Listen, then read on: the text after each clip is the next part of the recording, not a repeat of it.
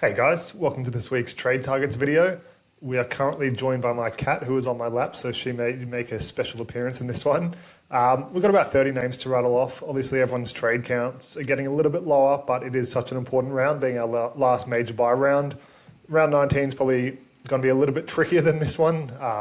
Maybe not trickier, but yeah, round 18 and 19 is certainly a lot more difficult than the earlier buy rounds. So yeah, a lot to navigate. Me, myself, I've got one trade to make, which will be Couchman to a centre. I had Jack Bird locked in, but someone kindly let me know that Jack Bird is speculated to be out. So yeah, got to reinvent the wheel. The only position I won't talk about in this one is centres, because that was in my last video that I did a bit of a deeper dive into the centre position. So yeah, if you want to check those out, just check out the previous video, but I won't deep dive them. They'll be in my tables, but yeah, that's about it.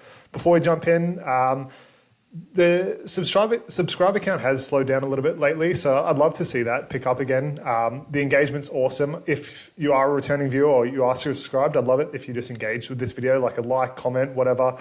We've had about 2,000 returning viewers in the last 28 days. So yeah, if you are enjoying the content, we pump out about 6-7 videos a week. So yeah, I'd love it if you did subscribe, but yeah, that's my little pitch. I don't like to do it too often, but I think it's necessary for the YouTube algorithm. So yeah, we'll get into it now. We'll start with the forwards. Like always, I do change up the tables every week. This one is a pretty standard one: keeper, points upside, cash cow / cash down, and future targets. So in the major buy rounds, I do like to talk about future targets. They're mainly the end of season guys you're looking for either next week or round 20, round 21. It is important to keep in mind because you do want numbers in round 18 and round 15 and 12 previously, but you don't want to sacrifice your end of season team to get there. So yeah, it's just considerations for potentially guys that are keepers, but on the lower end of the spectrum, guys like your Eli Katoas, who aren't premiums like, I don't know, like Payne Haas is, obviously a different position, but yeah, they were the first two that came to my head. But yeah, you just want to keep that in mind and you don't want to sacrifice too much. But yeah, that's about it. The points upside category is guys that aren't keepers, they're not cash downs, but they're not exactly mid-rangers either. So like they're sort of a mixed bunch. Some are mid-rangers, some are only points upside for this round, others not so much. The ones in capital letters are guys I would consider this week more so than the other guys. The other guys are more, I don't know, they're just included on this list, but I don't necessarily love them as an option. But I thought they were worth talking about anyway. And ignore the underline. That's just for me because sometimes I miss talking about these guys if I don't have a deep dive into them on footy statistics. So we'll start with hooker. Damien Cook I think if you were going to pick him up, it would have been a while ago and not this week. He's not quite a keeper. If those minutes were higher the last couple of weeks, then I think he would be a borderline keeper. We know if he plays 70 plus minutes, then yeah, he's almost guaranteed to be a 55 plus point scorer. Obviously, Aaron Clark is the number one guy, but we do have Connor Watson and Harry Grant that we're looking for over the next couple of weeks. I'm considering it next week, but probably not, given they're both backing up and we don't know what their roles are going to be. But they are considerations and they're both around the same price as Cook as well. So yeah, I wouldn't be rushing to get Cookie in this week. If you don't have a hooker, there is Tristan Hope as a cash down, who I'd prefer over him. Obviously, the run meters were awesome last week. He is carrying a slight ankle injury. It came out after the game as all the Dragons players injured. I actually do like the bench this week for the Dragons in terms of Cook's minutes. It is a 3-forward bench plus Little. But yeah, they're not big minute guys like Loco Pacifica Tonga plays about 20 minutes. Maybe that's a slight boost with their weakened forward pack. But yeah, I can't remember the other two, but they're not great. I think it's Michael Molo and someone else. So they're all small minute guys. I do think Cook has to fill in the middle at some stage. So yeah, I think he probably does get about 60 minutes, maybe higher, as we saw a couple of weeks. Obviously, one of them was at centre in this week, but he did play bigger minute roles there, and they just got destroyed when he wasn't in the middle. So I think for this week, especially with Couchman out long term, the minutes are there. I just wouldn't be rushing to bring him in this week when they're not guaranteed, and you obviously wouldn't be picking him up after this round. So it's a bit of a tricky one, but he is the best on the board this week, I do believe, but I still wouldn't be rushing to get him if you don't already have him. Bronson Garlick, so yeah, he's playing at the hooker role with Harry Grant out. We didn't get any projection of this because he didn't play they didn't have a game in round 12 and 15, so this is their first major buy round. Harry Grant was out in this sort of period, so we did see what his minutes would be like. He didn't play 80. I think Wishart's... Let me just pause this quickly. I think Wishart is in the team, so he's not on the bench, but I'm just going to quickly check what their bench is like so I don't steer you guys the wrong direction. Yeah, so it's Jonah Pezzett on the bench. That's right. So he'll potentially fill in at hooker. He is a half by trade, but it would make sense that he is the backup hooker. So I wouldn't predict Garlick to play big minutes. He can fill in at mid as well. They do have guys like Kamakamika starting. So yeah, it's a bit of a weakened pack this time, but I'd say he gets somewhere between 50 to 60 minutes. So he's an awkward price. He's averaging about 37 and 55 minutes. And yeah, he might play a little bit more than that. But I wouldn't be expecting the world. It's only for this week as well, and maybe a slightly heightened role next week as well. But he's 400k. You can't really do much with him. I would absolutely be ignoring him for sure. Tristan Hope, so there was no point getting his stats up on Footy Statistics. He's played one game. I think he scored an 18 and 35 minutes or something similar to that. But his New South Wales Cup stats are actually really good. So he's played 50 games at hooker for an average of 44, but 40 of that is in base, and that was in 67 minutes. So I'd expect him to play around that.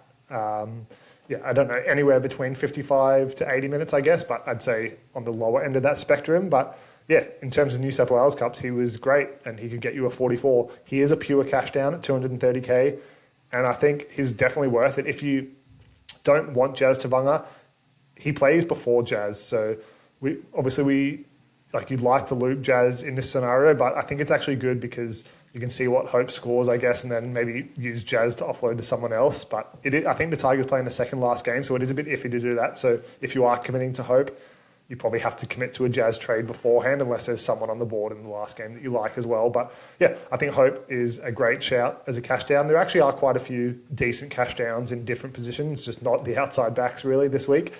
But yeah, I think his scoring potential is actually half decent. I think he could net you in 30, 35, 40 easily in base. He averaged 65 in 2 games this year, sorry. Did he score a try? Where is it? 5 tries in 2 games. That is insane. What the heck? Did he only play hooker? Yeah, only hooker and lock. So yeah, I don't know what happened. He must have scored 3 or 4 in one game, but yeah, really good. 48 the year before. So you can see those smaller scores are earlier in his career, like years and years ago. So yeah, I think easily a 30 plus floor for him if he gets decent minutes. That's about it for hooker. Obviously, Harry Grant and Connor Watson, we're not looking this week, but just consider them. And that's why I don't like someone like a Cook, because you're probably going to want to upgrade him to a Watson Grant anyway soon. In terms of mid, there is a few keepers on the board. This is really the dominant position this week, and most of us are pretty well covered there. Obviously, 99+% of us have Terrell May, Kalamatangi's about 98%, and Tarpanay's about 70%. So yeah, if you don't have Tarpanay or any of these guys, I'd strongly consider getting them in if you can. But there are a few mid-ranges or different price points that are appealing in the mids this week as well. Again, obviously these are the guys we're targeting probably Haas after his round 20 bye if you don't have him. But all of these guys, Carrigan and Tino, are both at low price as well. So yeah, very appealing. I wouldn't be rushing to get in sub-premium keepers this round in the mid position, but these guys are premiums. So yeah, I'd be totally fine getting those 3 in for sure. Tallis Duncan. So yeah, I love Tallis Duncan. I had him since round 10. So he started poorly, but has been crushing it since, and he's my new favourite player to watch in fantasy. Last week, I did advise not to pick him up, and I stand by it. Obviously, we didn't see a 96 coming. His stats were all over the place. Like, he had been getting better, but yeah, he was just an awkward price point at 550k, and I personally was looking to offload him next round on their buy. Yeah, he's probably not an offload anymore. He is potentially a keeper for the short term, at least at his price point at 630k. It's not excessive, but again, at that price, you can go over to a Tino who's a bona fide keeper that is the same price. So yeah, I probably wouldn't be looking to pick up Tallis Duncan this week at 80k more expensive. Obviously, the data is really good. Another game with no missed tackles or no negative stats. Keep in mind, in round 10, 11, 12, when I was the only one who owned him, he had a ton of negative stats. So it's unrealistic to expect they've just fallen out of his game. Yeah, I repeated it every week that there were circumstances as to why those negative stats were higher. Maybe his base wasn't as strong, but yeah, his true value is going to be somewhere in the middle of this. So I think he's averaging 56 since round 10. I think it's mid to high 60s in the last month or so. But yeah, I think he projects as a low 50s guy. I personally bought him in round 10 because he was a 47, 48 average guy. And I think somewhere between 48 and 52 is reasonable to expect. He is better than he was last year, especially now that he's had like 2 months in that role. So yeah, maybe it is low 50s to mid 50s, but that's only 8 points of value, and it is a risk that he's not even a keeper. And he has 2 more buys, including next round, which is actually very tricky. So yeah, personally, I wouldn't be rushing to bring in Tallis Duncan, but I can understand the appeal. And yeah, come aboard. It's a fun ride, but yeah, it's just a bit tricky at his price point. I paid 400k for him, and I'm loving every second of it. Nafahu White. So I think this round he'll be absolutely awesome. His minutes should be high, probably in the 60s. He's not like a massive minute guy ordinarily, but their bench and their forward pack is so depleted. Radley's still out for a month. They've got Collins, Watson, stuff like that out on Origin duties. Siwa Wong's out.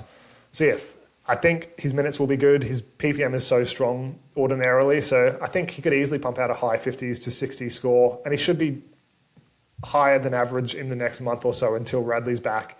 And I've said it before, I'll say it again, I think Radley comes back into a smaller role than usual, if he's even back in a month, to be honest. Like he's had so many HIAs, he's a big minute guy, and yeah, it wouldn't be safe for him to come back in the state he's in at the moment. So yeah, I think White could be good for a long time. Yeah, the buys are all done now, which is good. He's a cheap price, but I think if you do get him in, you are sacrificing someone like a Tino or Carrigan. So it could be worth it just based on the points he scored this week as well. You just have to look at your team and see if that works. But yeah, certainly a lot of appeal in him. The Roosters pack I love in general. There's heaps of guys I'm interested in. I just can't do it because I have excess in my forwards. Xavier Willison's playing prop this week, so it's probably a 1 week thing. But who knows? Does Payne Haas back up against the Titans next week? I'd like to think so as an owner, but yeah, there's every chance he doesn't. He's had a big month nursing that quad injury, I think it is. And he didn't look terrible last game, but he was clearly like they were trying to get him through the game and not work him too much. I think he had 90 run meters or something like that. Barely ran in the first half. He was tackling heaps, but yeah, he was clearly just trying to get through the game after he had a massive performance against the Sharks where they really needed him. They didn't need him last week. So against the Titans who are struggling, I don't know if he plays, and if he does, it's probably smaller minutes. So I think Willison could be better next week, but it's really this week that he is looking like getting bigger minutes. I think his prop, let me quickly check this again, sorry. He's either prop or second row. I'm pretty sure he's prop, but let me check. Yeah, he is prop. Sometimes it's hard to do this on the fly when I've got like 40 guys on the table, but yeah, he's averaging 49 and 46 minutes at prop. Obviously 2 tries in there, so that might not continue, but he is a try scoring forward. He's had some stints in second row where he's just such a big bloke, like he's hard to tackle. He's going to get those attacking stats, but the base is really strong. That's 40 in base. And 46 minutes is not unrealistic to expect. So in terms of his points upside this round, comparatively to his points, I think he's one of the best on the board in the mid and edge position. But again, most of us don't need that position, and it's a 1 to 2 week rental max. Haas may play, he might not, but either way, his minutes are probably slightly up next week as well. But then you're going to want to offload him, and it's such an awkward price. So yeah, personally wouldn't be doing it, but in terms of points upside, I think it was worth mentioning in this one. Roman Fatala Mariner, I think he's actually flying heaps under the radar. I almost didn't include him on this list because I didn't even think about him until late, but he's playing second row and their bench is shocking. I alluded to it with Damien Cook. I do think RFM actually plays 80 minutes or close to. They don't like to play their guys 80 minutes. Luciano Leilua's out, but yeah, they only have props on the bench. No one can fill in. The only guy who could potentially move to edge is Jack de Belin, and I can't see that coming at all. And their middles aren't very big guys. So yeah, I think there's every world where RFM plays close to 80, if not 80. Last year, in the second row, he only played 80 minutes. And he wasn't first choice for most of the year. An average 52, and his price at 30. I don't know, I can't remember off the top of my head how long Luciano Leilua was out. I'm not going to check because if you want RFM, you can check yourself. But if he's in there for like even a month, he should score quite well. If he scores 52 every week, he'll make 150k for you. And just the points are good. It's up to you if you want to get him. I'd definitely be checking how long Leilua's out for, but Couchman's out for probably the season now. So, yeah, I think he could be really decent. And then Fiketti. Really like him. Won't talk about him too much because I talked about him in yesterday's video. I talked about him, Egan Butcher, and Steep. I do like all three options. The only problem here is we don't know if he is the first choice edge replacement for Siwa Wong, and I think it is Egan Butcher over him. Either way, he's probably going to score a 50 or close to this week.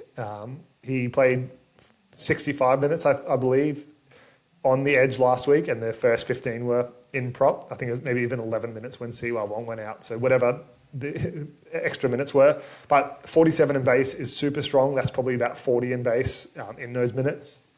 And yeah, like he's had that experience now in the second row, so he should be a little bit better this week. He's awesome. He looks really good. His step is awesome. We saw that a couple of weeks ago. I cannot remember who he burnt, but yeah, it was maybe even Kalen Ponga, I think it was. But yeah, it was just awesome. And yeah, I think his upside is good. He should be great this week. I think he goes back into the mid next week, either as a starter or a bench guy, but he should have extra minutes there. His points per minute is about 0.85, I believe, or 0.8, in lower minutes. So that's not too bad if he's playing like a 40-minute role. It's not too much higher than where it's priced at, but if you're getting him, it's really for this week predominantly, and then hopefully he exceeds his price point in the next couple. Low break even as well, so with a 50 this week, he'll already make 55k, and then that cash gen has already started. So I think he's a great option. I do prefer the other two, Steep and Egan Butcher, over him, but I can understand why he's more appealing at his price point.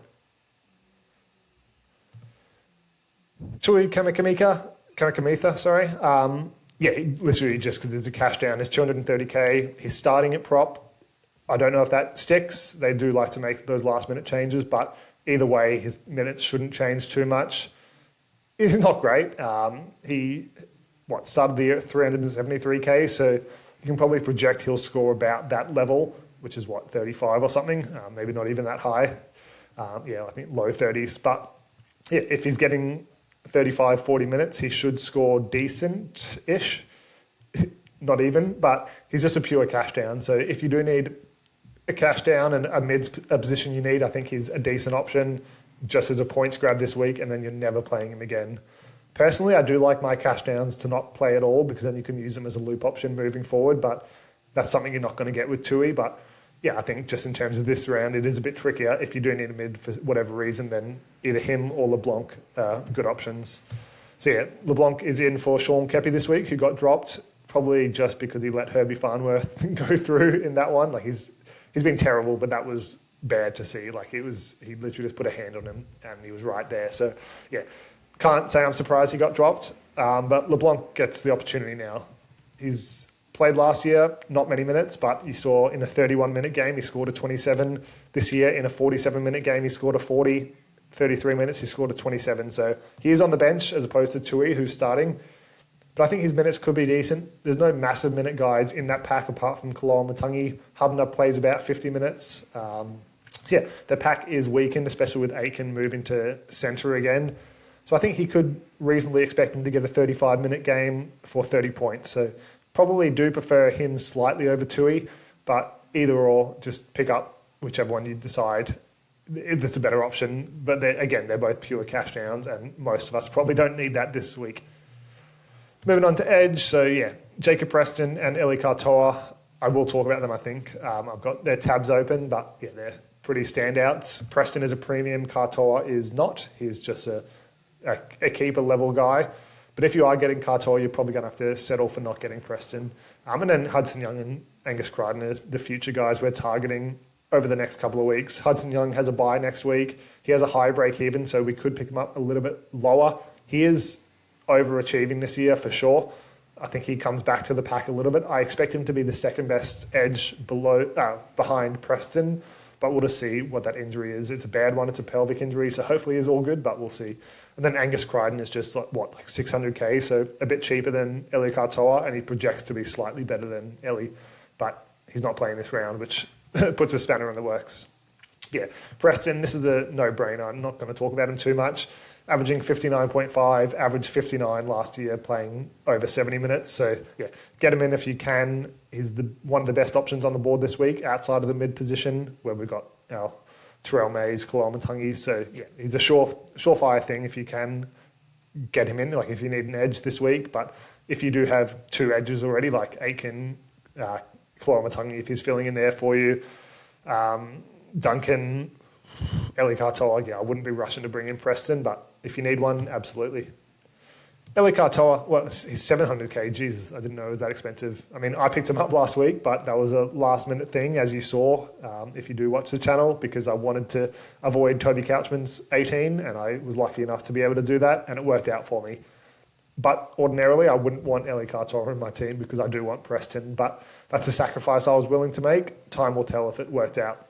I do think he's a great option. They don't have a bye for the rest of the year, but I would expect him to be rested in one of the games, maybe in like that second last or last game if they wrapped up a spot. But yeah, I'm not going to predict that or anticipate that. It's just whatever happens, happens. Hopefully I'll have a trade or two left anyway if I need to make one. But yeah, he's a great player. He is priced at 52, averaging slightly above that at 54.7. Last year he averaged 78.4, so... No, he didn't. He averaged 52.2, so right where he's priced at.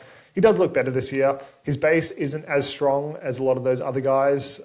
Like a 44 base isn't amazing for a keeper, but he has that high upside in his attacking stats, averaging 2 offloads a game, 2 tackle breaks.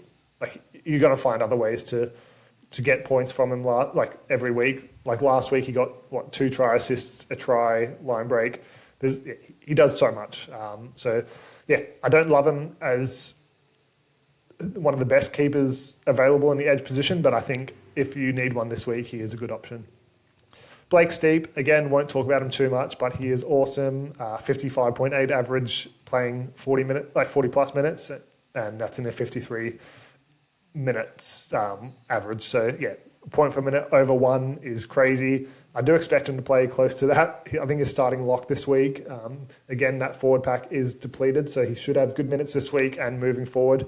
I do expect him to move back to the bench, but all of these games were off the bench and he played those big minutes. So, yeah, absolutely love him as an option. I would have loved to get him in this week, but the only way I'm going to be able to is if some of my early loops don't do well, and I don't even think it works when they play, because they play, 4th? Yeah, so maybe, but I'd have to force a trade. So, yeah, there's no real way he comes into my team, but I absolutely would have loved to do it.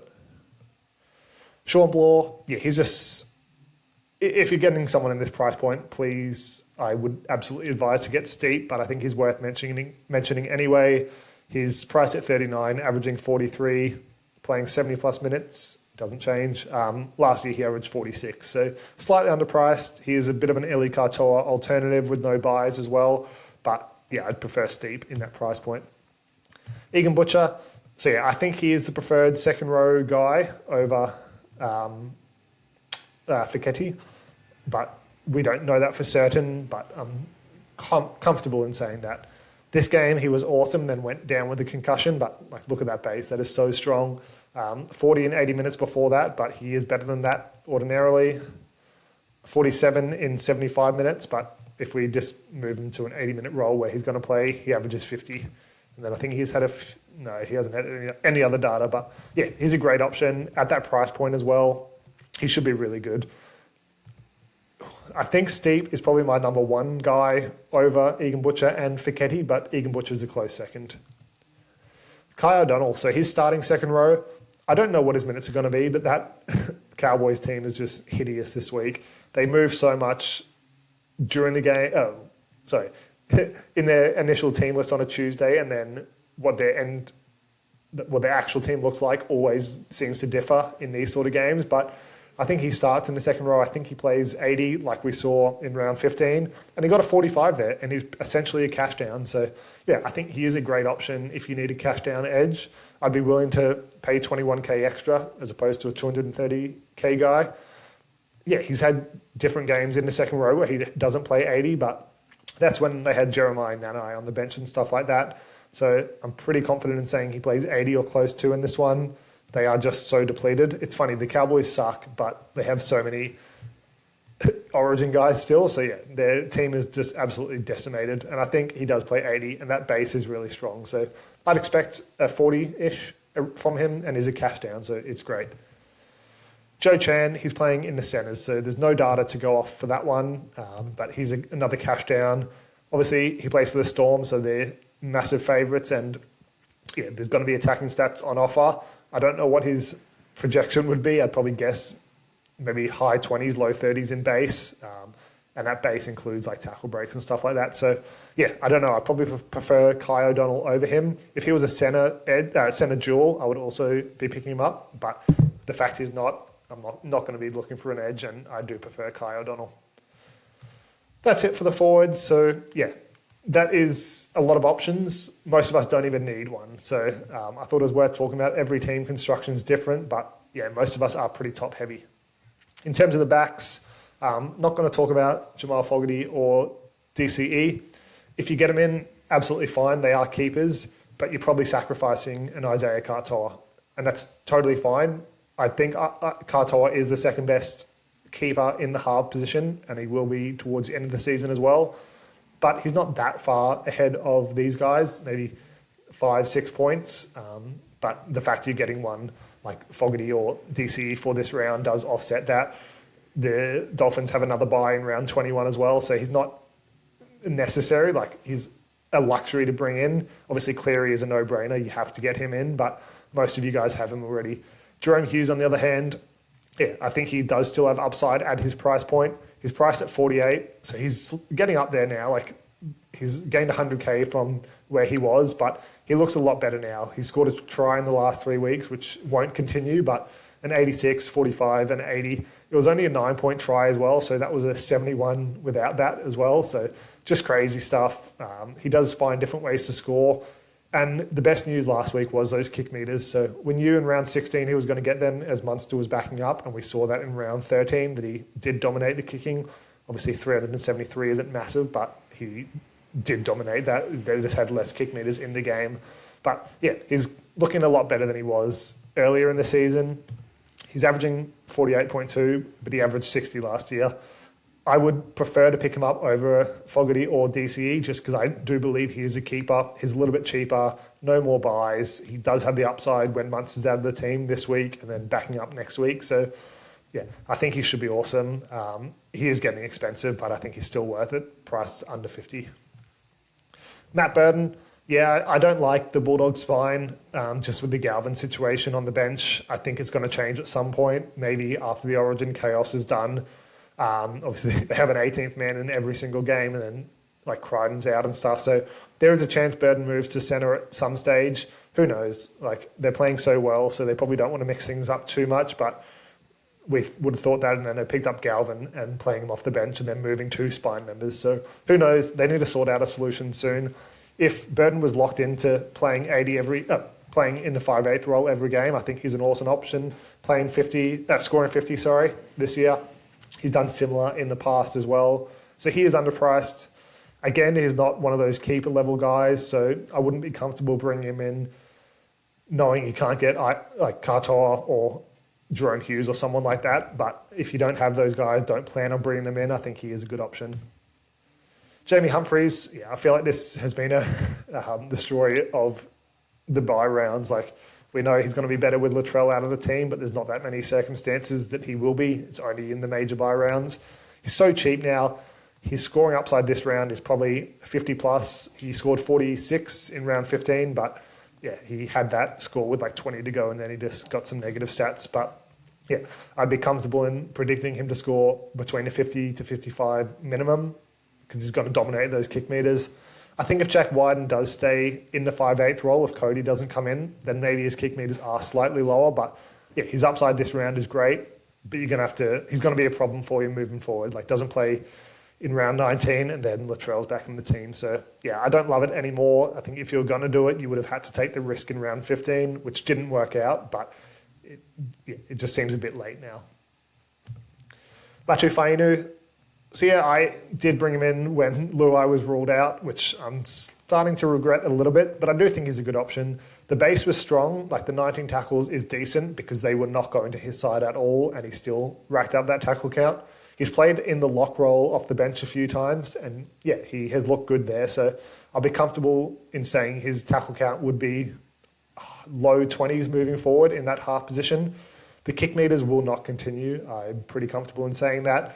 As soon as Luai's back in the team, he becomes the dominant kicker. Latu wasn't a dominant kicker in New South Wales Cup. His New South Wales Cup stats sucked, but obviously he's pretty raw coming into the team. I do project he'll stay in the team over at Adam Dewey in the halves, where some people are suggesting he might move back to the bench. I can't see it personally. If the Tigers were doing better, maybe. But yeah, they just changed their spine like 5 times last week in the game. And yeah, they need a surefire thing. And I think Latu is the guy they're going to roll with there.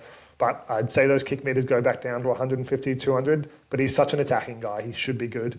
He's going to be volatile, but I think he's a good option this week. And then moving forward, he should score like 30 to 40s most weeks. I think he's a slightly better King Tongia.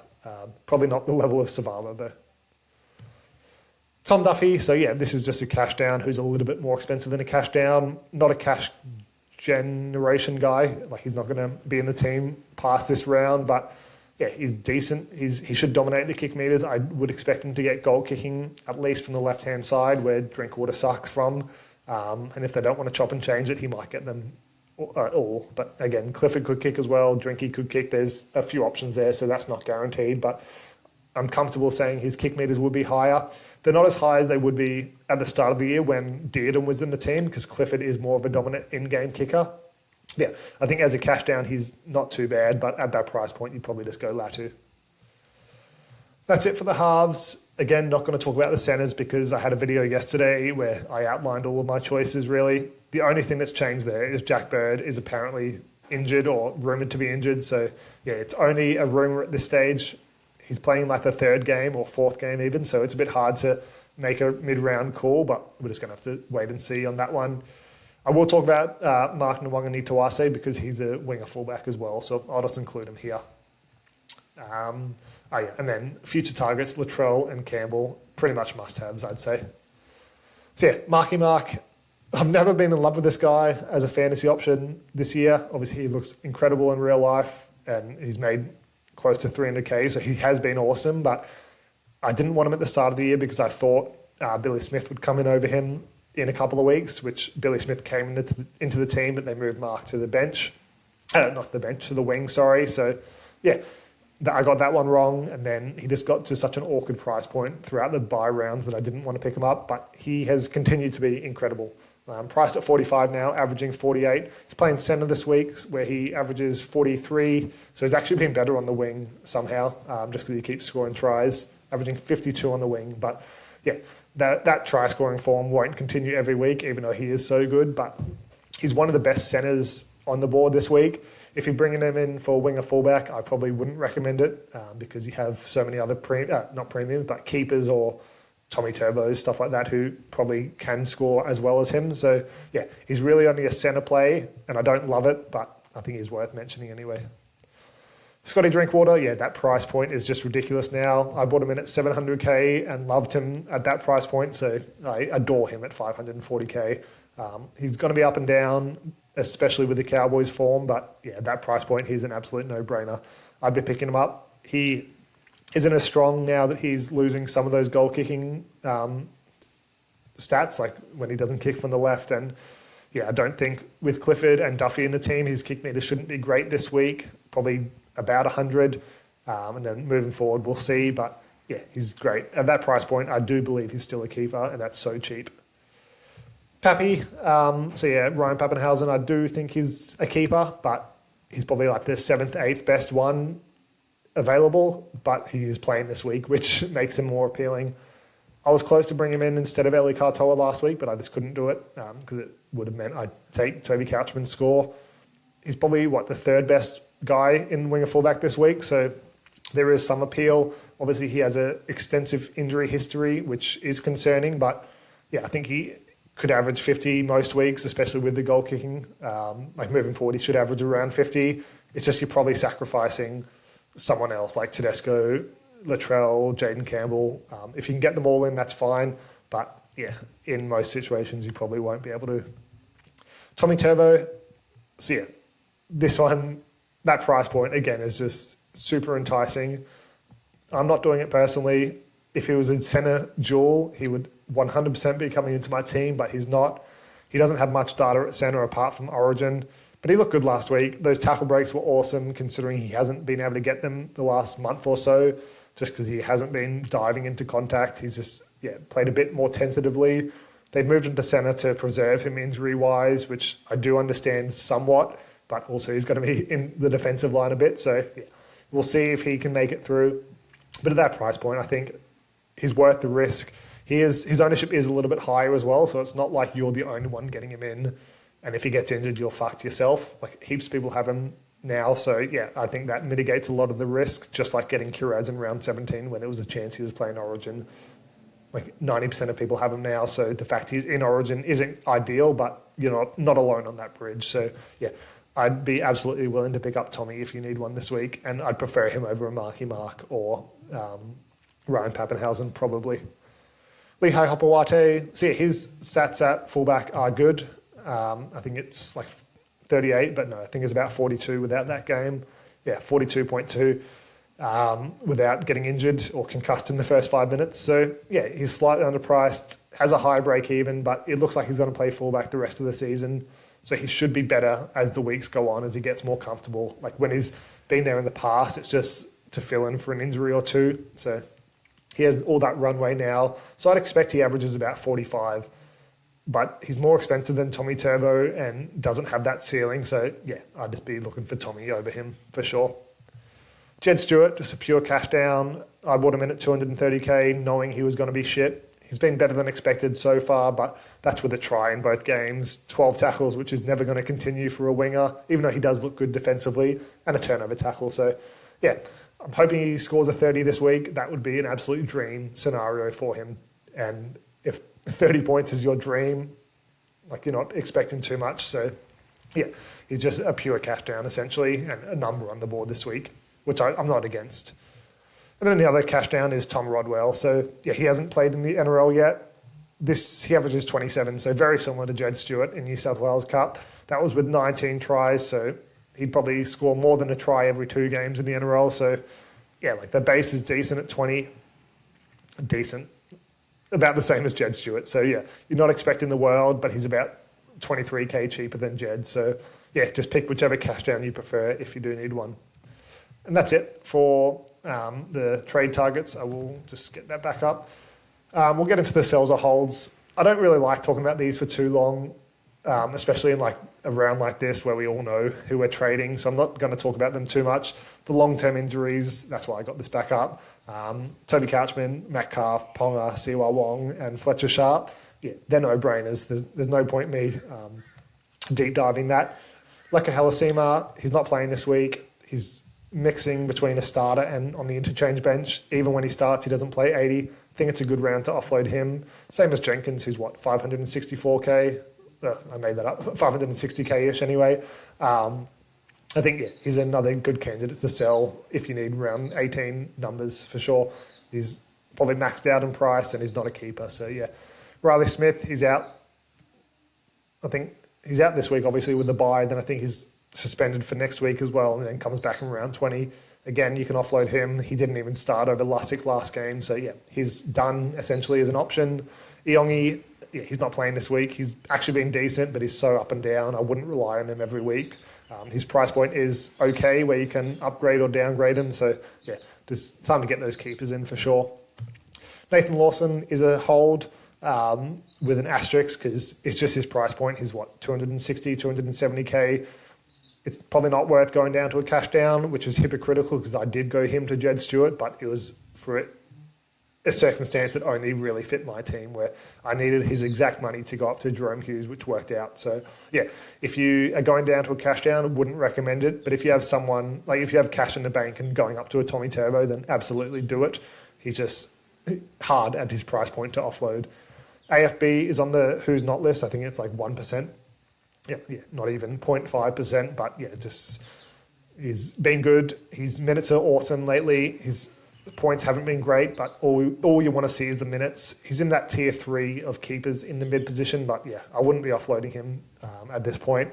Jackson Perdue has been terrible lately, but we've seen him get to 100k more expensive in the centre position where he is now. And yeah, you're not really offloading a centre this week unless you have excess, which I can't imagine anyone does. So yeah, you're not really in a position to let go of around 18 guys at this stage, but yeah, you do you.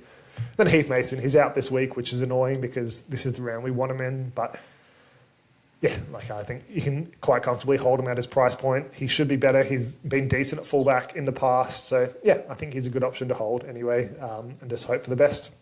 Yeah, that's it for this round. Probably have another video out tomorrow, just finalising my trade plans and whatever. If there's any last minute questions, I can answer them. But yeah, other than that, I